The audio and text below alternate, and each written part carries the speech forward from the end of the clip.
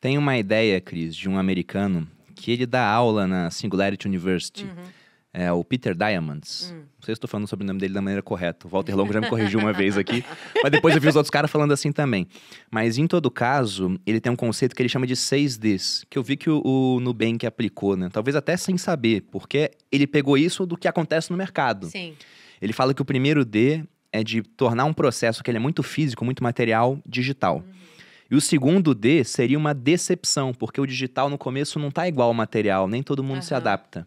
Só que depois da decepção, como o digital melhora muito rápido, vem a disrupção. Então eu imagino, por exemplo, os grandes bancos olhando para vocês no começo. Olha, os caras são digitais. Aí vem o segundo D, eles não são uma ameaça. Até que uma hora vocês viram uma ameaça, que é a disrupção. Sem Depois da dúvida. disrupção, vocês, como não tem uma base física, conseguem desmaterializar o negócio, desmonetizar, deixar tudo mais barato e, por fim, democratizar. Quando que os grandes bancos viram esse pessoal aqui que a gente achou que era doido, eles não são doidos? Quando que você falou Ferrou. assim, agora eles descobriram a gente como uma ameaça? Eu não sei dizer, assim, exatamente, foi em fevereiro de, né? Não, claro. Mas Sabe, um marco temporal na sua cabeça.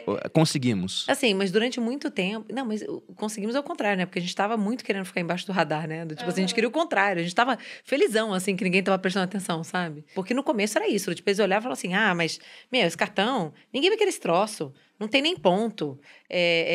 Não tem cartão adicional, não tem não sei o quê. E, de fato, não tinha muita coisa. Mas tinha outras coisas que eles não valorizavam, né? E que os clientes passaram a valorizar. Que os clientes nem sabiam que sequer era possível, né? Então, assim, a gente torcia para ficar o máximo, tipo assim, a gente ficava bem quietinho, Comendo né? quieto, né? Nossa, a última coisa que a gente queria era a turma justamente levando a gente a sério e querendo reagir, né?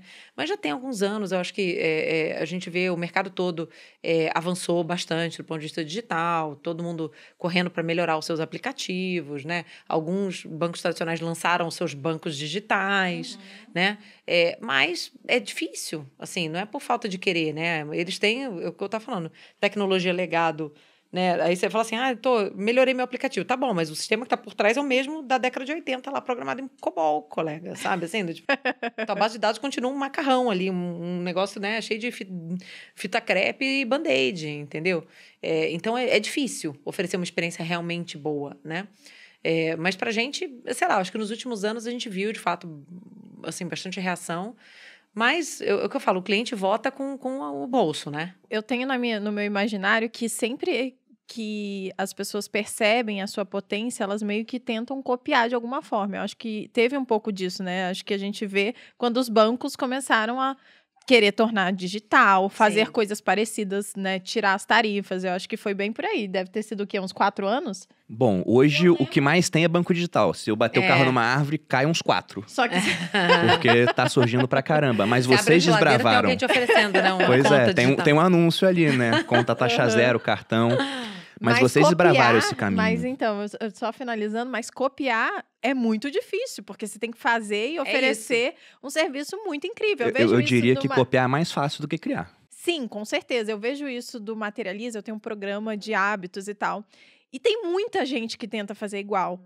Só que é muito difícil fornecer tudo que eu forneço, porque dá trabalho pra caramba, né? É isso aí. E aí eu fico imaginando que, basicamente, com tudo é assim. Então, pra você copiar, não é só copiar, é porque dá trabalho. Você tem que estar lá, você tem que também ter menos lucros, talvez, né? Certamente. Abrir mão de muita coisa. Copiar pode ser difícil, mas criar é muito mais difícil. Com porque já tem uma certeza. base Não, depois, com né? certeza. A gente até com pode certeza. falar que a cópia é um elogio sincero. E muita gente foi na esteira do Nubank depois que vocês criaram. E tem um ditado americano que eles falam que os pioneiros, eles ficam com as flechas e quem vem depois nas diligências pega a terra, né? Pioneers get the arrows, sellers get the land, alguma coisa assim. E no começo vocês eram azarão, lutando contra os grandes bancos. Hoje, vocês são... Lógico que isso muda todo dia, e quando sair o podcast talvez já tenha mudado, mas atualmente vocês são a maior instituição financeira da América Latina. Agora não tem um pessoal que está começando a atacar vocês. Eu já vi até alguns já ataques. Só que o mais interessante é que quando tem os ataques, eu vou nos comentários e tem os clientes defendendo vocês. É sempre Eu nunca consegui um cartão de crédito, até o Nubank me dá não sei o quê. Então é muito bacana essa relação. Mas você viu que mudou, né? Vocês eram antes o azarão e agora vocês são a instituição a ser batida. Foi uma mudança, a gente viu, assim, até um pouco em alguns ângulos da cobertura que a gente tem, né? Porque como a gente acabou crescendo, agora as pessoas... o legal é achar defeito, né? Tipo, e óbvio que a gente tem, né? Assim, nenhuma empresa é perfeita. Toda empresa tem problemas. Mas o que eu falo é que o que define uma empresa não é ela ter ou não ter problemas. Todas têm. É como ela lida com esses problemas, né? Como que ela honra os compromissos dela, enfim.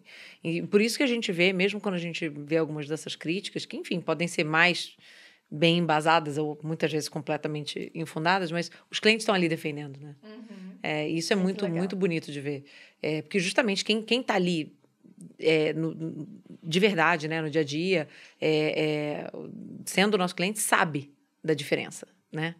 Então, é muito fácil olhar de fora e criticar. E essa história de crítica, gente, assim, tem duas coisas que eu sempre procuro me lembrar, né?